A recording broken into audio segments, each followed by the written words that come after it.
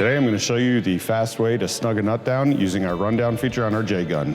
Currently it's in torque mode. There's a red line up here to identify that. You're just going to take the collar, pull it down and up, and that turns it into rundown mode. There's a blue line that's on the bottom here to make sure that you're in rundown mode. Pull the trigger. Simple as that. Next nut.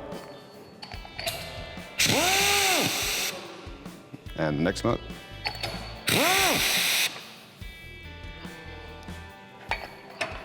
Now I'm going to torque the nuts down to 700 foot-pounds, pull the collar down, and twist it, lock it into place.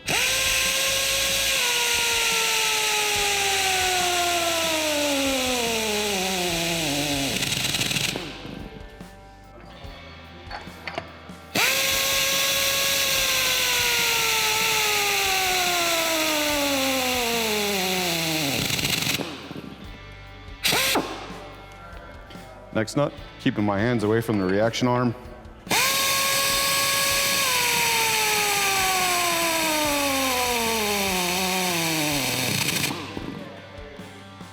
And it's that fast. It's 2 tools in one.